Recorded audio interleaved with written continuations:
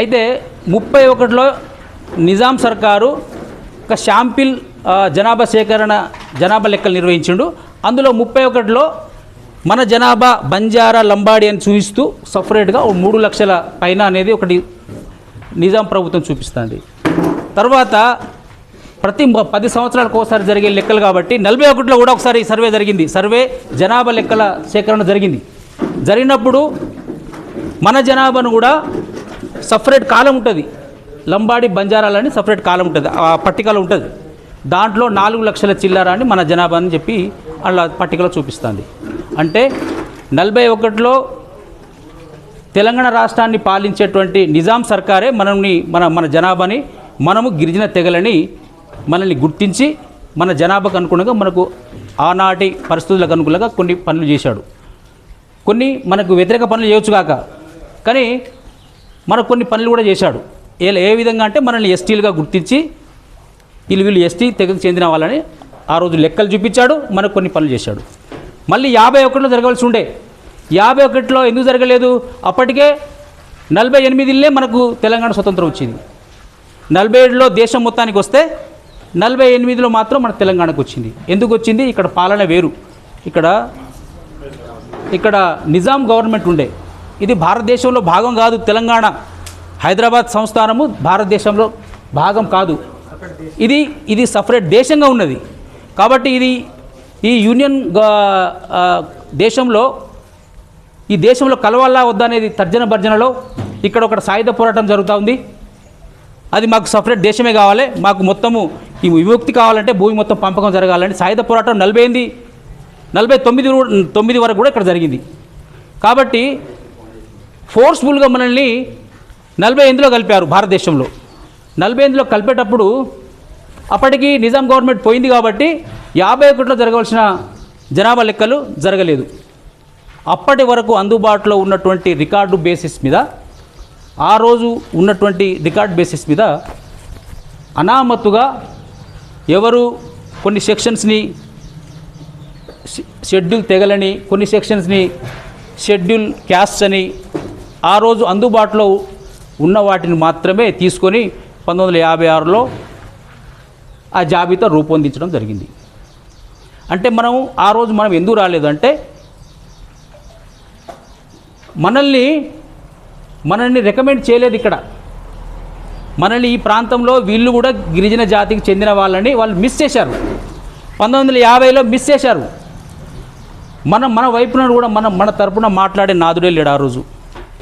తెలంగాణలో ఉన్న లంబాడ్ల తరపున అరే భయ్ మేము ఎస్టీలమరా నాయనా, మేము ఎస్టీలమని చెప్పి ఆ రోజు మనకున్నటువంటి ఆ అవగాహన కానివ్వండి, విద్యాపరమైనటువంటి అండర్స్టాండింగ్ అంటే మనకు లేదు. కాబట్టి మన తరపున బలంగా చెప్పేవాళ్ళు లేడు. కాబట్టి 1950లో దాన్ని మనల్ని మిస్ చేశారు. ఇది మిస్ చేసిన అనే విషయాన్ని కొంతకాలంగా మన వాళ్ళు తెలుసుకున్నారు. ఎవరైతే భారత యూనియన్లో మంత్రివర్గంలో ఉన్నారో వాళ్ళు కూడా ఆ రోజు పార్లమెంట్లో కూడా చెప్పారు. ఏమని? ఇప్పుడు మేము తీసుకున్నటువంటి ఎస్సీల జనాభా, ఎస్సీ కులాలు ఎన్ని, ఎస్టీ తెగలు ఎన్ని అనే విషయాన్ని ఇది అందుబాటులో ఉన్న వాటినే తీసుకున్నాం. ఇది సరైనటువంటి ఇది పట్టిక కాదు.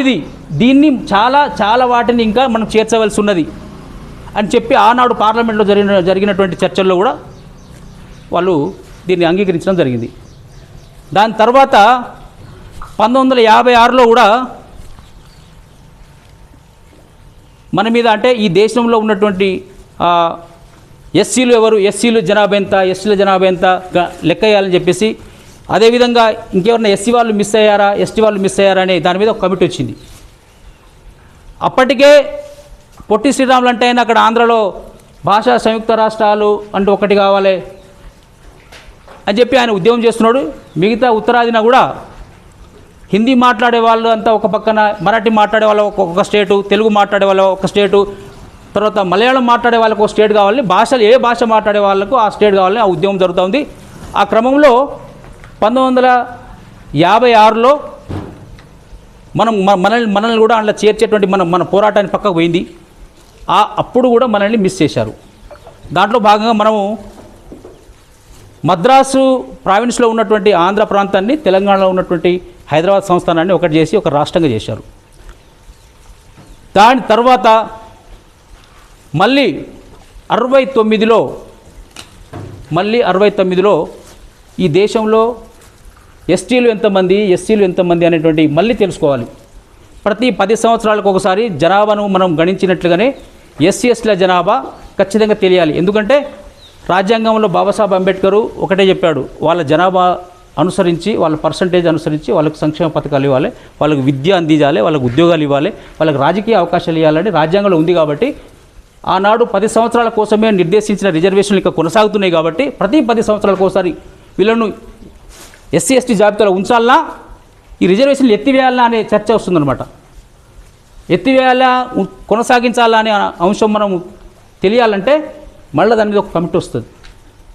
కమిటీ వచ్చి ఆ కమిటీ రిపోర్ట్ ఏమిస్తుందంటే, ఇంకా వీళ్ళ సామాజిక ఆర్థిక పరిస్థితి బాగలేదు, ఇంకా 10 ఏళ్ళు వీళ్ళను రిజర్వేషన్ జాబితాలో కొనసాగించాలని ఆ కమిటీ రిపోర్ట్ ఇస్తుంది. ఆ ఇచ్చే క్రమంలో అప్పటికి మన తెలంగాణ రాష్ట్రంలో ఉద్యమం అప్పటికే స్టార్ట్ అయి ఉన్నది. ఏమని, మనం సమైక్య రాష్ట్రంలో వచ్చినప్పుడు మన సోదరులే, మన వాళ్ళే ఎస్టీ జాబితాలో ఉన్నారు. సుగాలి అనేటువంటి కమ్యూనిటీ అది బంజారా కమ్యూనిటీ. మనల్ని లంబాడి అని ఎలాగంటారు తెలంగాణలో, ఆంధ్రలో సుగాలీలు అంటారు. సుగాలి అంటే అది కూడా బంజారా కమ్యూనిటీ. వాళ్ళు మాట్లాడే భాష కూడా ఇదే గోర్బోలి భాష. వాళ్ళ పెళ్ళిళ్ళు, వాళ్ళ పండుగలు అన్నీ కూడా బంజారా వంశానికి ఉన్నటువంటి అన్నీ కూడా వాళ్ళకు ఉంటాయి. మనకి ఎలాగైతే ఉన్నామో వాళ్ళకి అలాగుంటాయి. కాబట్టి మన తెగ పేరే వేరు కానీ మన జీవనం అంతా ఒకటే అని చెప్పేసి 1965 ప్రాంతంలో 65-69 మధ్యలో సమైక్య రాష్ట్రం వచ్చిన తర్వాత ఈ తప్పును సరిచేయాలని చెప్పేసి అప్పుడు ఉద్యమం స్టార్ట్ అయింది. ఎప్పుడు 1965-69 ప్రాంతంలో ఎందుకు స్టార్ట్ అయిందంటే, అరే మా వాళ్ళే ఒక పక్క ఎస్టీలు ఉన్నారు, మేమెందుకు ఎస్టీలు కావద్దని చెప్పేసి ఉద్దేశంతో స్టార్ట్ చేశారు. దాన్ని ముఖ్యంగా ఎవరు చాలామంది పోరాటం చేసినప్పటికీ మన ప్రాంతం ముద్దుబిడ్డ, మన లంబాడి జాతి మహాత్ముడు ధరావత్ రవీంద్ర నాయక్ అనేటువంటి ఆ వ్యక్తి మీకు అందరికీ తెలుసు. ఆ వ్యక్తికి జరిగిన అన్యాయాన్ని, ఆయనకి ఏం అన్యాయం జరిగింది మీకు తెలుసా? ఎవరికైనా తెలియదు. మీకు ఆయన సహచరుడు ఇక్కడే కూర్చున్నాడు. ఎవరు? 3 లక్ష్మణ్ నాయక్, ధర్మాపురము వాస్తవ్యులు ఇక్కడే కూర్చున్నాడు. మన రవీంద్ర నాయక్ గారికి ముఖ్య అనుచరుడు. ఆయన పోరాటంలోనూ, ఆయన కష్టాల్లో నష్టాల్లో మొత్తం ఇప్పటివరకు ఆయన బతికి ఉన్నాడంటే ఆయనతో ఉన్నాడు. ఆయన ఇప్పటికి పోరాడుతూనే ఉన్నాడు, ఈయన ఇప్పటికి పోరాడుతూనే ఉన్నాడు. ఆయనకు మెడికల్ సీటు తెలంగాణ అంటే ఆంధ్రప్రదేశ్ రాష్ట్రంలో మెడికల్ సీట్ అలాట్ అయితే వెంటనే అతని సీట్ని నువ్వు ఎస్టీ కాదని తీయించేసిర్రు. ఎవరు తీయించేసిరంటే ఎవరు పడనోళ్ళు. అరే భయ్, నువ్వు ఇక్కడ ఎస్టీ అని క్లెయిమ్ చేస్తున్నావు, నువ్వు తెలంగాణలో ఎస్టీ కాదు కదా, నువ్వు బీసీ కిందికి వస్తావు కదా, బీసీఏ కిందికి వస్తావని ఆయన సీట్ను తీయించేసిర్రు. అప్పుడు నవయువకుడు రవీంద్ర నాయక్, అరే ఇదేంది భయ్, నా సోదరునికి డిటి నాయక్ మంచి సీట్ వస్తుంది, ఆయన కావాల్సిన కోర్సు వస్తుంది, నాకు రవీంద్ర నాయక్ ఎందుకు రాదు, ఇది ఎక్కడ అన్యాయం ఒకటే రాష్ట్రంలో అని చెప్పేసి ఆయన మొదలుపెట్టిన ఉద్యమం ఇవాళ ఆ రోజు ఉన్నటువంటి పరిస్థితులకు అనుగుణంగా జాతిని మొత్తం సమీకరించి ఏకం చేసి చైతన్యం చేసి ఆనాడు ఉన్న ఇందిరాగాంధీ ప్రభుత్వాన్ని మెప్పించి మనల్ని అందరినీ కూడా 76లో జరిగినటువంటి ఎస్సీ ఎస్టీల ఏమంటారు దాన్ని, మళ్ళీ కొత్తగా కొన్ని తెగల్ని కొన్ని కులాల్ని కలిపే విషయంలో ఒక కొత్త కమిటీ వచ్చింది. ఆ సంవత్సరంలో భారతదేశం మొత్తంగా వచ్చింది. మన తెలంగాణ కోసమే కాదు, 9 రాష్ట్రాల్లో ఒక డిమాండ్ ఉండే, మా కులాల్ని ఎస్సీలో కలపాలి, మా తెగల్ని ఎస్టీలో కలపాలని ఒక పెద్ద డిమాండ్ ఉండే. తెలంగాణలో కూడా రవీంద్ర నాయక్ గారి ఆధ్వర్యంలో జరిగిన పోరాటం ఇది కూడా ప్రభుత్వం వద్ద పరిశీలనలో ఉండే అప్పటికే. కాబట్టి వీటన్నిటి మీద స్టడీ చేయడానికి ఆ రోజు జాయింట్ పార్లమెంటరీ కమిటీని వేసిండ్రు. ఆ కమిటీ వచ్చి మొత్తం పరిశీలన చేసింది. మిగతా రాష్ట్రాల లాగానే వీళ్ళు కూడా ఎస్టీలుగా వీళ్ళని గుర్తించాలని చెప్పి ఆ కమిటీ రికమెండ్ చేసింది.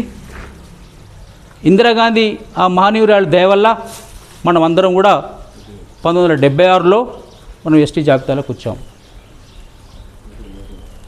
ఇక్కడ ఎందుకు చెప్తున్నానంటే 1931, 1941లో మన జనాభా లంబాడి జనాభా అనామతిగా చూపించారు. వీళ్ళు ఆదివాసులు ఏమంటారంటే, కోయగోండ్లు ఏమంటారంటే 76 తర్వాత కుప్పలు తెప్పలు వచ్చారన్నారు. ఇక్కడ 41 తర్వాత ఎస్సీలు ఎంత జనాభా, ఎస్టీలు ఎంత జనాభా అనేది మాత్రమే భారతదేశంలో లెక్కలు తేలినాయి. అదేవిధంగా ఆంధ్రప్రదేశ్ రాష్ట్రంలో లెక్కలు తేలినాయి. అప్పటికి మనము ఎస్టీ తెగల్లో మిస్ అయినాం కాబట్టి మన జనాభా ఎస్టీ జనాభాలో కానీ ఎస్సీ జనాభాలో కానీ కనిపించదు.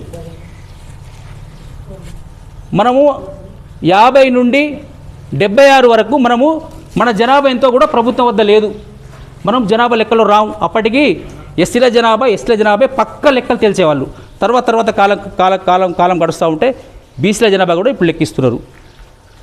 అంటే మన జనాభా అప్పటికి ఎస్టీ జనాభా ఎంతో ప్రభుత్వం వద్ద ఉంది, కానీ మొత్తం టోటల్ ఎస్టీ జనాభా మనల్ని కలుపుకొని ఎంత ఉందనేది ప్రభుత్వం వద్ద లేదు. అంటే వాళ్ళు చెప్తున్నట్లుగా 76 తర్వాత ఎప్పుడు జరిగింది మన జనాభా లెక్కలు? 1981లో జరిగింది. మీరు గుర్తుపెట్టుకోండి, మనం 76లో ఎస్టీలోకి వచ్చినాము, 81లో భారతదేశ వ్యాప్తంగా జనాభా లెక్కలు జరిగినాయి. అంటే 76లో మనం ఎస్టీలోకి చేరినాం కాబట్టి 81లో మన జనాభా ఎంత అనేది తేలింది. ఎందుకంటే మనం కొత్తగా చేరినాం కాబట్టి. అంతకుముందున్న ఆంధ్ర తెలంగాణలో కొంత ఆదివాసులను కలుపుకొని ఉన్న జనాభాకి మన జనాభా యాడ్ అయ్యి వాస్తవిక జనాభా అనేది తెలిసింది. ఒకటేసారి అరే ఇంత ఎట్లా పెరుగుతుంది, అరే అసలు మనం ఎస్టీలో లేనేలేము కదా. 81లో జరిగినటువంటి జనాభా లెక్కల ఆధారంగా మనల్ని కలిపిరు కాబట్టి మన జనాభా పెరుగుతుంది. మీరు 31లో 3 లక్షలు ఉన్నారు, 41లో 4 లక్షలు ఉన్నారు, 81లోకి ఇంత జనాభా ఎట్లా పెరుగుతుంది? 41, 51, 61, 71, 40 సంవత్సరాల తర్వాత మనుషులు జనాభా పెరగదా? భారతదేశం స్వతంత్రం వచ్చినప్పుడు 25 కోట్ల జనాభా ఉండే, ఈరోజు 150 కోట్లు. మనం కన్నాం అందరినీ.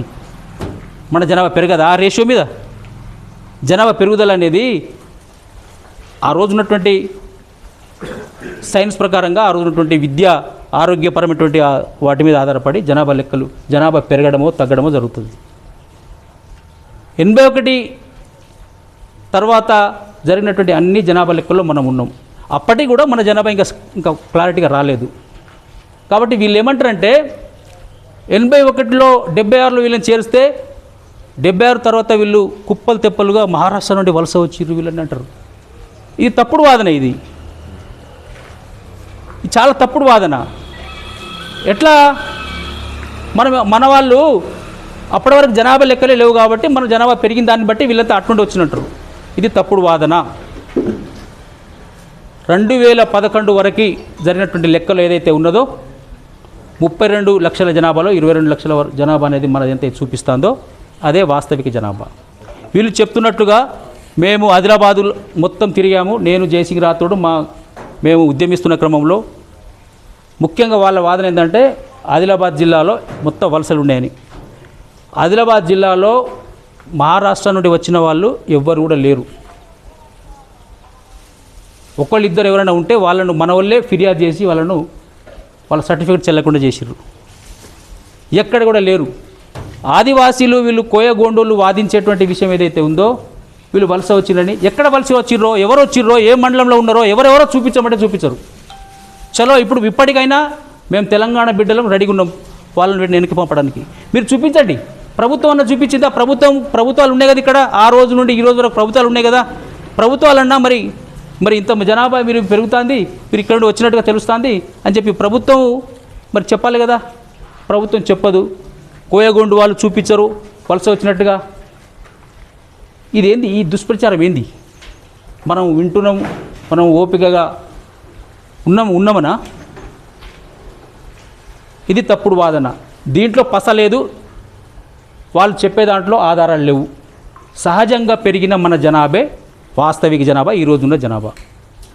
మళ్ళీ ఇంకోటి వాళ్ళు ఏమంటారంటే, అవునండి నిజమే, సరే ఇది కొద్దిసేపు అటు పెడదాం, మరి మీరు మహారాష్ట్రలో ఎందుకు ఎస్టీలో లేరు? మీరు మహారాష్ట్రలో ఎందుకు ఎస్టీలో లేరు? మరి రాజస్థాన్లో ఎందుకు ఎస్టీలో లేరు అని ఇంకో కొత్త దీనికి అటాచ్డ్గా ఇంకో కొత్త వాదన. ఒకటే,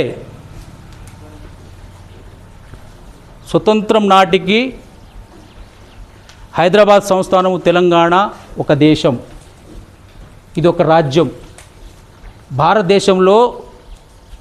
భారతదేశం మొత్తం కూడా ఒకటైతే తెలంగాణ ప్రాంతము హైదరాబాద్ సంస్థానం ఒక రాజ్యం, ఒక దేశం. ఇది ఇక్కడ ఉన్నటువంటి సామాజిక జీవన స్థితిగతులను బట్టి ఇక్కడ ఉన్నటువంటి పరిస్థితులకు అనుగుణంగా మాత్రమే ఇక్కడ మనుషుల యొక్క గౌరవాన్ని, సామాజిక స్థితిగతులను నిర్దేశిస్తారు ఏ ప్రాంతంలో అయినా. మీకు ఎగ్జాంపుల్ చెప్తా. మన దగ్గర ఉన్నటువంటి చాకలి మంగలి వాళ్ళు దేంట్లో ఉన్నారు? ఇక్కడ మనకు బీసీలో ఉంటారు, తెలంగాణలో బీసీలో ఉంటారు. చాకలి మంగలి అనేవాళ్ళు చాలా తక్కువ, చిన్న కులం వాళ్ళది, వెట్టి చేసే కులం వాళ్ళది, అందరికి వెట్టి చేస్తారు వాళ్ళు. కానీ వాళ్ళ సామాజిక హోదా ఇక్కడ బీసీఏలో ఉంది. అదే బీహార్కి వెళ్ళండి, అదే మన పక్క రాష్ట్రం తమిళనాడుకి వెళ్ళండి, ఎస్సీలో ఉంటారు వీళ్ళు. మీరు గుర్తుపెట్టుకోండి. సాకలోళ్ళు, మంగళోళ్ళు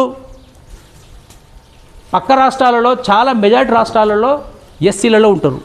ఎందుకుంటారు? ఇక్కడ వీళ్ళు అక్కడ బీసీలో ఉన్నారు, వాళ్ళు తీసేవని వాళ్ళు ఎందుకు పోరాటం చేయట్లేదు? అక్కడ వాళ్ళ సామాజిక ఆర్థిక స్థితిగతులు వాళ్ళు అక్కడ నిర్దేశిస్తున్నాయి కాబట్టి ఎస్సీలో ఉన్నారు. ఇక్కడ మన బీసీలో ఉన్నారు. కొన్ని రాష్ట్రాలు ఇంకో తిరిగి ఉన్నారు. మనం కూడా వివిధ రాష్ట్రాల్లో వివిధ సామాజిక హోదా కలిగి ఉన్నాం. అక్కడ ఉన్నటువంటి పరిస్థితులు, సామాజిక స్థితిగతులను బట్టి అక్కడ వాళ్ళను గుర్తించడం జరిగింది. కానీ అలాగని వాళ్ళని ఎందుకు ఎస్టీలో కలపలేదంటే, తెలంగాణ రాజ్యం వేరు, మహారాష్ట్ర ఇతర రాష్ట్రాలు వేరు. ఇంకో ప్రధాన అంశం ఇక్కడ, రాజ్యాంగ రచన ఎవరు చేశారు? డాక్టర్ బిఆర్ అంబేద్కర్. బిఆర్ అంబేద్కర్ ఎవరు? ఎస్సీ. అలాంటి వ్యక్తి మన బంజారాలో ఎవరైనా ఉన్నారా? ఆ రోజుల్లో అంత బాగా చదువుకున్న ఆయన మన బంజారాలో, మన కమ్యూనిటీలో ఎవరు లేరు. ఎస్సీలలో కొంతమంది ఉన్నారు, బాబు జగజీవన్ రావు, డాక్టర్ బిఆర్ అంబేద్కర్, ఇంకా కొంతమంది మనకంటే వాళ్ళు మిషనరీస్లో చదువుకున్నారు. వాళ్ళు మిషనరీస్ అంటే ఇంగ్లాండ్, అప్పుడు మనల్ని పరిపాలించే దేశం ఏది? ఇంగ్లాండ్ దేశం మన దేశాన్ని పరిపాలిస్తుంది. కాబట్టి తెలంగాణ బయట ఉన్న ప్రాంతాల్లో వాళ్ళు కొన్ని స్కూల్స్, కాలేజెస్ పెట్టారు వాళ్ళు వేరే రాష్ట్రాల్లో. కాబట్టి అక్కడ వాళ్ళు ఎస్సీలు బాగా చదువుకున్నారు, మనకంటే కొద్దిగా చదువుకున్నారు. కాబట్టి చదువుకున్న వాళ్ళలో విద్యావంతుడు, బాగా చదువుకున్న వ్యక్తి, కొన్ని అంటరానితనాన్ని అనుభవించిన వ్యక్తి, కొన్ని కష్టాలను అనుభవించిన వ్యక్తి డాక్టర్ బిఆర్ అంబేద్కర్ గారు. ఎస్, ఈ దేశంలో ఇంత వివక్షత ఉందా? ఎస్సీలంటే ముట్టుకొనియరా? ఎస్సీలను చదువుకొనియరా? ఇంత దుర్మార్గమా ఈ దేశ సంస్కృతి? దీనికి కారణం ఏంటిదని ఆయన బాగా పరిశోధన చేసిండు. ఎవరు? బాబు బిఆర్ అంబేద్కర్. ఎవరి మీద పరిశోధన చేసిండు? ఎస్సీల మీద పరిశోధన చేసిండు. ఎస్సీల పట్ల ఈ దేశం ఈ విధానాన్ని కలిగి ఉందా? ఇంత అవమానాలా ఈ దేశంలో? బ్రతికే హక్కు లేదా? చదువుకునే హక్కు లేదా అని ఆయన పరిశోధించి, మొత్తం ఈ దేశంలో వీళ్ళకి న్యాయం జరగాలంటే స్వతంత్రం వచ్చే నాటికి ఈ ఎస్సీల గురించి రాజ్యాంగం రాసే ముందే బ్రిటిష్ ప్రభుత్వంతో కొట్లాడి, భారతదేశంలో ఎస్సీలంటే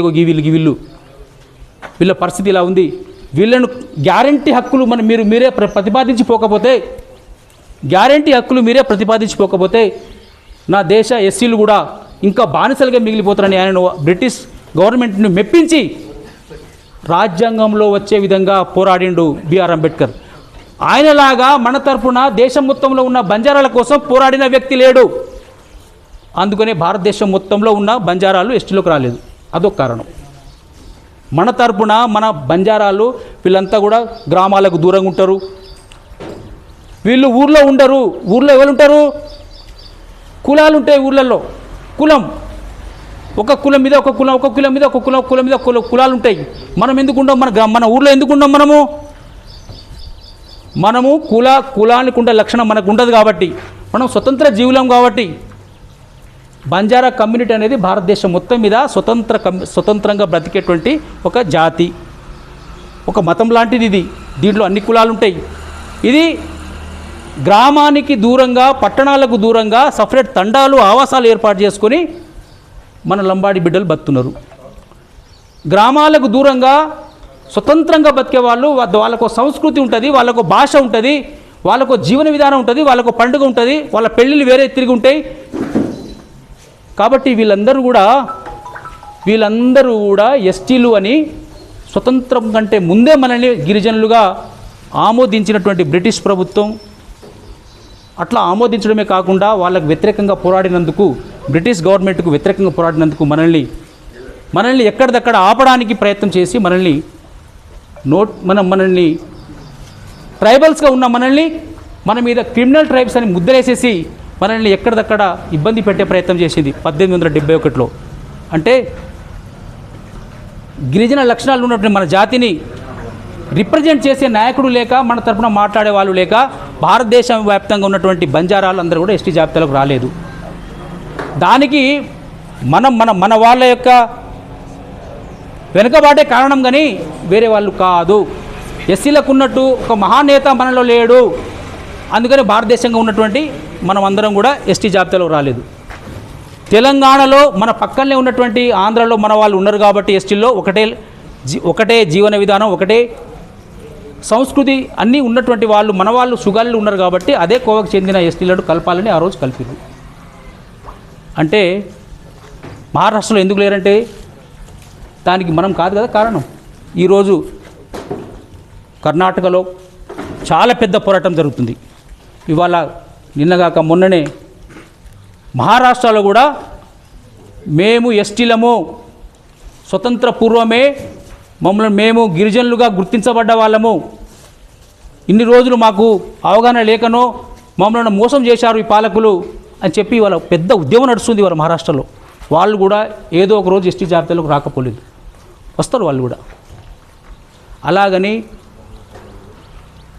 ఎవరు ఏమనుకున్నా, అటు కోయగోండులు ఏమనుకున్నా, ఇట మన మన మన మన శత్రువులు, మన ద్రోహులు, మన వ్యతిరేకులు ఏమనుకున్నా కూడా మనం దేన్ని నమ్మాలి? మనం రాజ్యాంగాన్ని నమ్మాలి, మనం చట్టాలని నమ్మాలి, మనం చట్ట ప్రకారంగా వెళ్ళాలి, మనం రాజ్యాంగబద్ధంగా మన హక్కులు అడగాలి. రాజ్యాంగం ఏం చెప్తుంది? అరే భయ్, వీళ్ళు తెలంగాణలో ఉన్నటువంటి వాళ్ళందరూ కూడా గిరిజనులు, తెలంగాణలో ఉన్నటువంటి వాళ్ళందరూ కూడా గిరిజనులు, లంబాడీలందరూ గిరిజనులు. ఎట్లా గిరిజనులు?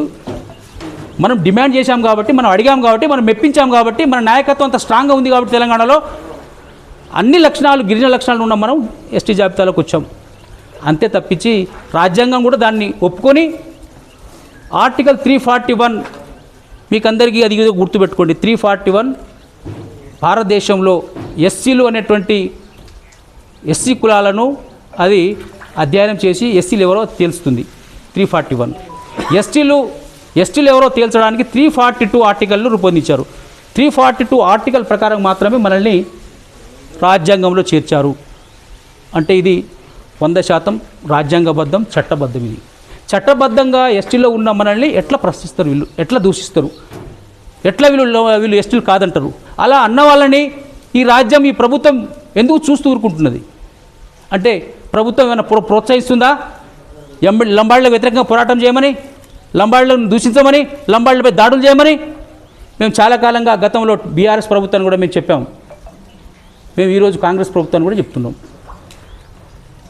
మమ్మలను మా కులం పేరు పెట్టి దూషిస్తున్న అగ్రవర్ణాలే కాదు, ఈరోజు మా తోటి గిరిజనులు కూడా మమ్మల్ని దూషిస్తూ ఉన్నారు. మరి వాళ్ళ సంగతి ఏంటిది? మీరు వాళ్ళను కంట్రోల్ చేస్తారా? వాస్తవ విషయాలను వాళ్ళని ఎడ్యుకేట్ చేస్తారా, చేపిస్తారా? అది మీ ఇష్టం. లంబాడి బిడ్డలు, శాంతి కాముకులు, వాళ్లకు మీరు ప్రభుత్వం పట్టించుకోకపోతే బహుశా మా వాళ్ళు కూడా ఆక్రోశం పెరిగి, ఆవేదన పెరిగి, అశాంతికి దారి తీస్తే దానికి కారణం మీరే అవుతారని చెప్పి మేము చెప్తా ఉన్నాం. ఈరోజు కూడా ఈరోజు కాంగ్రెస్ ప్రభుత్వాన్ని కూడా అదే చెప్తున్నాం. అయితే మనం చేయవలసిన పని, ఇదంతా కూడా గతం, మనం చేయవలసిన పని ఏంటిది? ఈరోజు మనల్ని తీసేయమని హైకోర్టులో కేసు వేసిర్రు ఇలాంటి వాళ్ళే. ఎవరు? సోయం బాబురావు, తెల్లం వెంకట్రావు, వీళ్ళై ఎన్కౌంటర్ నడిపించేదంతా అగ్రవర్ణ పెట్టుబడిదారులు, ల్యాండ్ మాఫియా, శాండ్ మాఫియా తెలుసా? అంటే భూమి కబ్జాదారులు, ఏజెన్సీ ప్రాంతంలో ఉన్నటువంటి పాపం మన తోటి సోదరుల యొక్క భూమిని కబ్జా చేసిన వాళ్ళు. ఎక్కడి నుంచి? భద్రాచలం నుండి ఆదిలాబాద్ వరకు గోదావరి చుట్టుపక్కల బంగారం పండే భూములు ఉంటాయి. ఆ భూముల్ని కబ్జా చేసిన వాళ్ళు వేల లక్షల ఎకరాలు. ఎక్కడి నుంచి వచ్చిన వాళ్ళు? ఆంధ్ర ప్రాంతంలో వచ్చినటువంటి కమ్మలు, రెడ్లు, ఎలమలు, ఇంకా కొంతమంది వాళ్ళంతా కూడా ఏజెన్సీ ప్రాంతంలో బంగారం పండే భూముల్ని కబ్జా చేసి ఉన్నారు. శాండ్ మాఫియా అంటే గోదావరి ప్రాంతాన్ని మొత్తం ఇసుకనంతా ఎత్తుకుపోయి హైదరాబాద్ వరకు అమ్మేస్తున్నారు. ఎక్కడ కావాలంటే అక్కడ అమ్ముతున్నారు. ఈ మాఫియా కలిసి సోయం బాబురావు లాంటి వ్యక్తిని, తెల్లం వెంకట్రావు లాంటి వ్యక్తిని ముందు పెట్టి వాళ్ళని రెచ్చగొట్టి వాళ్ళని ప్రలోభాలకు గురి చేసి కేసుల మీద కేసులు మన మీద వేపిస్తున్నారు. ఎందుకు వేపిస్తున్నారు? వాళ్ళకేం కావాలి? వాళ్ళ భూముల తెరువు వెళ్ళిపోవద్దు, వాళ్ళ భూములు గురించి వాళ్ళు మాట్లాడొద్దు, వాళ్ళ ఇసుక గోదావరిలో మొత్తం వాళ్ళ ఊర్ల మీదకే వందల లారీలు పోతుంటాయి, దాని గురించి వాళ్ళు పట్టించుకోవద్దు. వాళ్ళ యొక్క మైండ్ను డైవర్ట్ చేయాలి. వాళ్ళు కొట్టుకునేలాగా కొంతమందిని తయారు చేసి మన మీదకి వదిలేసారు. ఇది ఈరోజు జరుగుతున్న కుట్ర. మనం ఏం చేయాలంటే, ఈరోజు సరే ఏదేం జరిగినా హైకోర్టులో కేసు వేశారు. హైకోర్టు కూడా మొదటి ఆ కేసుని తీసుకోలేదు. ఇది విచారణకు అర్హత లేదు అంటే హైకోర్టు, సుప్రీంకోర్టులో ఏ కేసు వేస్తే అట్లా కేసు తీసుకోరు. ఫస్ట్ బేసిక్గా దాని నంబరింగ్ ఇచ్చేటప్పుడే ఇది చట్టబద్ధంగానే ఉందా, రాజ్యాంగబద్ధంగా ఈ పిటిషన్ మనం స్వీకరించవచ్చా లేదనేది వాళ్ళు చూస్తారు. ఇది రాజ్యాంగ ప్రక్రియ ద్వారా ఎస్టీలుగా గుర్తించబడ్డ వాళ్ళను మీరు తీసేయమని మీరు ఎట్లా పిటిషన్ ఫైల్ చేస్తారు? ఇది మా పరిధిలో లేదని చెప్పేసి దాన్ని డిస్మిస్ చేశారు. మిత్రులారా, డిస్మిస్ చేస్తే వీళ్ళు 3 సంవత్సరాలు మంచిగా అగ్రవర్ణాలు ఇచ్చిన డబ్బుల్ని ఎంజాయ్ చేశారు. అదే తెల్లం వెంకట్రావును, సోయం బాబురావు వాళ్ళ కొంతమంది అనుచరులు, ద్రోహులు కొంతమంది ఉన్నారు. అగ్రవర్ణాలు ఇచ్చేటువంటి ఆ ఎంగిలి మెతుకుల్ని 3 సంవత్సరాలు మంచిగా మెక్కి ఆ డబ్బులు అయిపోయే వరకు మంచిగా ఎక్కడొక్కడ ఉన్నారు. ఆ డబ్బులు అయిపోయినట్టున్నాయి. మళ్ళా అదే భూ కబ్జాదారుల మీద, అదే శాండ్ మాఫియా మీద మళ్ళీ ఏదో వాయిస్ వినిపించి మళ్ళీ వాళ్ళ దగ్గర నుండి మళ్ళీ కోట్ల రూపాయలు తీసుకొని సుప్రీంకోర్టుకి వెళ్ళారు. ఈరోజు హైకోర్టులో కొట్టివేయబడినటువంటి కేసు మళ్ళీ సుప్రీంకోర్టుకి వెళ్ళింది. సుప్రీంకోర్టులో కూడా సరే అది ఏం జరుగుతుందో ఇప్పుడు మన పరిధిలో లేదు. అది దాని గురించి మాట్లాడడం కూడా మనకు మంచిది కాదు. మనం చేయవలసింది ఒకటే, సుప్రీంకోర్టులో ఏదైనా జరగవచ్చు కాక, సుప్రీంకోర్టు జడ్జీలు మన వాళ్ళు కాదు. మనకు ప్రమాదం జరగవచ్చు, మనకు అనుకూలంగా రావచ్చు. ఇన్ కేస్ ఏం జరిగినా కూడా తెలంగాణలో ఉన్నటువంటి లంబాడి బిడ్డలు అందరూ కూడా అలర్ట్గా ఉండవలసిన అవసరం లేదు. ఇన్ కేస్ సుప్రీంకోర్టులో ఏదైనా ప్రమాదం జరిగి, ఏదైనా టెక్నికల్ ఇష్యూస్ జరిగి, ఏదైనా మనకు అన్యాయం జరిగితే ఈరోజు మన బిడ్డలు చదువులు పోతాయి, మన బిడ్డల భవిష్యత్తు నాశనం అవుతుంది. అంతో ఇంతో కొట్లాడంగా వచ్చే సబ్సిడీలు పోతాయి. ఇవాళ మనకు ఎస్టీ హోదా పోతే మన శత్రువులు ఎక్కువైపోతారు. ఇవాళ మనం ఎస్టీలో ఉన్నందుకే ఎవడన్నా మన ద్రోహులు, మన వ్యతిరేకులు మన మీదకి రావడానికి సాహసించరు. ఇవాళ మనము అన్నీ ఉండి కూడా ఈరోజు ఇంకా ఇబ్బందులు పడుతున్నాం. ఈరోజు తండాల పరిస్థితి బాగలేదు. ఇవాళ ఏ తండా చూసినా కూడా అంతంత మాత్రంగానే ఉన్నది. తండాకు అన్ని సమగ్రంగా ఉన్నాయి ఆ సౌకర్యాలు. నాకు తెలిసి నేను తండవుని కాబట్టి 75% ఏ తండకు ప్రభుత్వ పరంగా రాలేదు. ఒక గ్రామానికి ఉండేటువంటి సౌకర్యాలన్నీ కూడా తండకు లేవు. ఈరోజు మనం ఎస్టీలో ఉండి కూడా లేవు. రేపు నిజంగానే మనకేమైనా ప్రమాదం జరిగితే మన పిల్లల జీవితాలు అంధకారం అవుతాయి.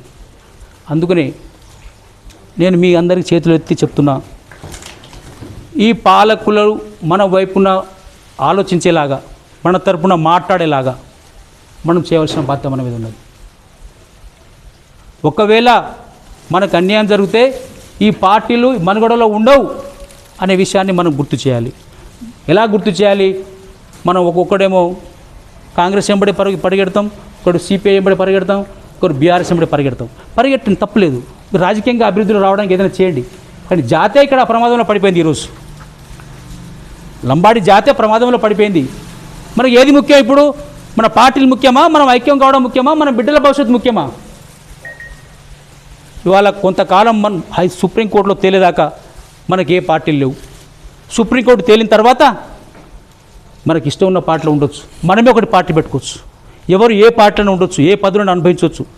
కానీ మన విషయం తేలే వరకు మాత్రం మనకు పార్టీలు లేవనే విషయాన్ని గుర్తెలగమని అందరూ నేను 2 చేతులు జోడించడం చెప్తా ఉన్నా. అలా ఉండగలిగితే మనం అందరం ఐక్యంగా ఉన్నట్టుగా మనం చెప్పుకోగలిగితే మన తరపున సుప్రీంకోర్టులో రాష్ట్ర ప్రభుత్వం బలంగా వాదించేటువంటి అవకాశం ఉంది. ఎందుచేతనంటే వీళ్ళ తరపున వాదించకపోతే రేపు వచ్చే ఎలక్షన్లో ఈ జాతి అంతా మనకు దూరం అవుతుందనే భయంతో, మన మీద భక్తితోటి కాదు, భయంతోటే ఈ జాతి మొత్తం మనకు దూరం అవుతారని అటు కాంగ్రెస్ మన తరపున బలంగా సుప్రీంకోర్టులో వాదించే అవకాశం ఉంది. అదేవిధంగా బీఆర్ఎస్ కూడా అరే మనకి ఇంత ఓటు బ్యాంక్ ఉండే ఈ జాతికి మనం అన్నీ చేసినాం కాబట్టి ఈ ఓటు బ్యాంకును కాపాడుకోవాలంటే మనం కూడా మద్దతు ఇద్దాం, మనం కూడా మన తరపున ఒక లాయర్ని పెడదాం సుప్రీంకోర్టులో అని బీఆర్ఎస్ కూడా ఆలోచించే విధంగా మనం అందరం పార్టీలకు అతీతంగా ఐక్యంగా ఉండాలి. ఒకవేళ మన అదృష్టం బాగుండగా సుప్రీంకోర్టులోనూ మనకు అన్యాయం జరిగితే తెల్లారే మళ్ళీ బిల్లు తీసుకొచ్చి పార్లమెంట్లో ఆమోదం పొందే విధంగా మన జాతీయ ఐక్యత మనకు కనిపించవలసిన అవసరం ఉంది. అంత ఐక్యంగా ఉండగలిగితే అది ఖచ్చితంగా జరుగుతుంది. మనం అనైక్యతగా ఉంటే, పార్టీల వారిగా ఉంటే, నా ఎమ్మెల్యేనో నా ఎంపీని అడిగి నేను రావాలి నా జాతీయ మీటింగ్ అంటే మనం ఐక్యతగా లేనట్టే కనిపిస్తుంది. మీ అందరికీ నేను రిక్వెస్ట్ చేసి చెప్తున్నా, సుప్రీంకోర్టులో తేలే వరకు మన పెద్దల్ని మెప్పించి మా జాతి ప్రమాదంలో ఉందని అందరూ ముందుకు రావాలని నేను రెండు చేతులు జోడించి నేను మీ అందరినీ అడుగుతా ఉన్నా. ఇవాళ నాకు ఈ రిజర్వేషన్తో ఏం అవసరమే లేదు, నాకేం అవసరం లేదు. కానీ నా జాతి కోసం 35 సంవత్సరాలుగా నాలాంటి వాళ్ళు 100 మంది వాళ్ళు పోరాడుతున్నారు. ఆనాడు రవీంద్ర నాయక్, 3 లక్ష్మణ్ నాయక్ లాంటి వ్యక్తులు పోరాడకపోతే మనం ఎక్కడ ఉండేవాళ్ళం? వాళ్ళ ఫలాలను అందుకొని అంతో ఇంతో 2 పాయింట్ ఆంగి వేసుకొని చిన్న నౌకరీ చేస్తున్నానంటే వాళ్ళ పుణ్యమే కదా. అలాంటి ఆలోచన మనలో ఉండాలి కదా. కనీసం 1% అన్నా, 2% అన్నా, 3% మనలో ఉండాలి కదా. అందుకనే మేము ఆలోచన పరులము, అవగాహన ఉన్న వాళ్ళము. Lambadi joint action committee, joint action అని ఎందుకు అన్నామంటే రకరకాల పార్టీలో ఉంటారు, రకరకాల సిద్ధాంత పరులు ఉంటారు, రకరకాల సంఘాల్లో ఉంటారు. వాళ్ళందరినీ కూడా భిన్న వాదనలు చేసే వాళ్ళు ఉంటారు. అరే మన జాతి ప్రమాదాలు ఉంది కాబట్టి మనం జాయింట్గా పనిచేద్దాము. బీఆర్ఎస్ లంబాడి నాయకులు, కాంగ్రెస్ లంబాడి నాయకులు, సిపిఐ, సిపిఎం, బీజేపీ లంబాడి నాయకులు మనం అందరం జాయింట్ అవుదాం, ఒక్క దగ్గరికి వద్దాం మన జాతిని కాపాడుకోవడానికి అని చెప్పి జాయింట్ యాక్షన్ పెట్టినాం. ఇవాళ రాష్ట్రంలో మనల్ని జాయింట్ కాకుండా కుట్రలు కుతంత్రాలు జరుగుతూ ఉన్నాయి. అవును, ఐక్యం కాకుండా అటు కాంగ్రెస్ వాళ్ళని పక్కకు ఉంచుతారు, బీఆర్ఎస్ వాళ్ళని పక్కకు ఉంచుతారు, బీజేపీ పక్కకు ఉంచుతాడు. మన బిడ్డలకు అందరికీ చెప్పండి జాతీయ ప్రమాదంలో ఉంది, ఇంకా నీ పార్టీ ఎక్కడా? అందరం ఐక్యం అవుదాం. ఎవరైనా పిలిస్తే అందరం ఒక దగ్గరికి వచ్చి మాట్లాడుకుందాం, ఐక్యంగా ఉన్నట్టుగా మనం చెప్దాం. మీకు తెలుసు పాలకుర్తి నియోజకవర్గం 3% ఓట్లతోటి 3% జనాభా తేడాతోటి ఎస్టీ ఎగిరిపోయింది. మీకు ఎవరికి తెలుసో నాకు తెలియదు. 18% జనాభా ఉంది, 21% వస్తే మనం ఇది ఎస్టీకి అయ్యేది. పాలకుర్తి నియోజకవర్గం ఎంత అన్యాయం. మనవాడే ఎమ్మెల్యే ఉండేవాడు కదా ఇక్కడ, మన బిడ్డని ఎవడో ఒకడు ఉండేవాడు కదా. ఎందుకు చేసిర్రు? ఇక్కడ ఎస్టీ వాడు ఏ పార్టీ వాడా సరే వీడు ఎందుకు ఎమ్మెల్యే కావాలి, ఇక్కడ వీళ్ళకి ఉన్నది ఎక్కువ. ఎట్లా జరిగిందంటే నర్సింహులపేట మండలం మన దాంట్లో ఉండే, పాలకుర్తి నియోజకవర్గంలో ఉండే. నర్సింహులపేట మండలం సగం ఉండే, నెల్లికుదురు మండలం సగం ఉండే, దేంట్లో చెన్నూరు నియోజకవర్గంలో సగం మండలాలు ఉండే. ఆ 2 మండలాల్లో మన జనాభా విపరీతంగా ఉండే. దాన్ని మొన్న జరిగిన లాస్ట్ డీలిమిటేషన్ కమిటీలో ఇదే అగ్రవర్ణాల వారు, మన ఎస్టీ తరపున ఎవరు లేడు డీలిమిటేషన్ కమిటీలో. ఎస్టీ తరపున మన శ్రీహరి గారు ఉన్నారు ఎస్టీ తరపున, కానీ మన ఎస్టీ తరపున ఎవడు లేడు.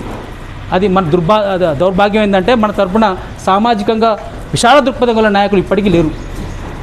కాబట్టి ఆ జనాభాను తగ్గడం కోసం, ఆ జనాభా తగ్గిస్తే ఈ నియోజకవర్గాన్ని మనం జనరల్ చేసుకోవచ్చని ఆ మండలాన్ని పూర్తిగా ఒక మండలం నెల్లికుదురుని మహబాద్లో కలిపేసిర్రు, నర్సింహులపేటని దోర్నాకలో కలిపేసిర్రు. ఆల్రెడీ దోర్నాకలు నర్సింహులపేట 50% లంబాడి జనాభా ఉంది. అక్కడ ఎక్కువ జనాభా ఉన్న దాంట్లో తీసుకుపోయి ఉన్న జనాభాను కలిపేస్తే మన జనాభాను తక్కువ చేసిర్రు, వల్ల మనకు అన్యాయం జరిగింది.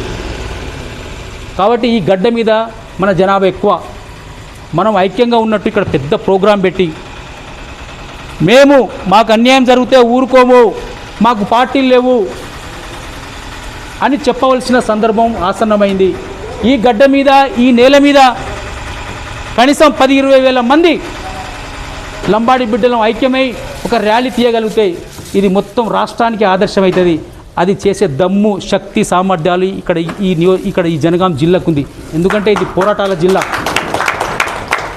ఈ ప్రాంతంలో ఠాణు నాయక్ పుట్టిన గడ్డ ఇది. తెలంగాణ సాయుధ పోరాటాన్ని నడిపిన గడ్డ ఇది. 100 ఎకరాల భూమిని పేద ప్రజలకు పంచిన ఠాణు నాయక్ వంశం ఉన్న గడ్డ ఇది. ఇవాళ తెలంగాణకే లంబాళ్లకు ఐకాన్ అయినటువంటి చాటో ఠాణు నాయక్ అంటే కొమ్రం భీము కంటే 100 రెట్లు గొప్పవాడు. కొమ్రం భీము ఒకే ఒక గ్రామాన్ని విముక్తి చేయడం కోసం శిస్తులు కట్టమని చెప్పేసి పోరాడితే ఆయన ఈరోజు మొత్తం పాలకులు అన్ని వర్గాల వారు ఆయనను మహానేతగా అభివర్ణిస్తున్నారు. గొప్పవాడే, నిజం గొప్పవాడే. కానీ ఠాణు నాయక్ ఫ్యామిలీ ఈ ప్రాంతం మొత్తాన్ని విముక్తి చేయడానికి కోసం నిరంతరం కృషి చేసింది. 10 సంవత్సరాలు పోరాటం చేసింది. చివరికి తన ప్రాణాలను కూడా వదిలిపెట్టిర్రు. 4-5 సజీవ దహనమయ్యారు ఈ ప్రాంతం వాళ్ళు. అలాంటి ప్రాంతం, అలాంటి బిడ్డలు మన జాతిలో ఉన్నారు. ఇక్కడ ఈ గడ్డ మీద ఉన్నారు. దాని తర్వాత ఎస్టీలో విరోచితంగా పోరాడి ఎస్టీలో కలిపిన మహానేత ఇంకా బతికే ఉన్నాడు. రవీంద్ర నాయక్ గారు బతికే ఉన్నారు. ఆయన కూడా ఈ ప్రాంతం వాడే. ఇది పోరాటాల గడ్డ, ఇది చైతన్యవంతమైన గడ్డ. ఇక్కడ మనం ఏదన్నా మిగతా వాళ్ళంటే గొప్పగా ఐక్యం ఉన్నామని శాంతియుత పోరాటం చేసే దమ్ము, శక్తి, సామర్థ్యాలు మనకు ఉన్నాయి. అది మనము త్వరలో నిరూపించుకుందామని ఒక బ్రహ్మాండమైన కార్యక్రమం తీసుకొని ఈ ప్రభుత్వానికి, ప్రతిపక్షాలకి, ఈ సమాజానికి ఒకటి మెసేజ్ ఇద్దామని చెప్పేసి నేను కోరుతూ ఈరోజు ఏదో ఒక కమిటీ వేసుకొని ముందుకు పోతే బాగుంటుంది. చాలా టైం ఎక్కువ తీసుకున్నా, మన్నించాలని కోరుతూ సెలవు తీసుకున్నాను.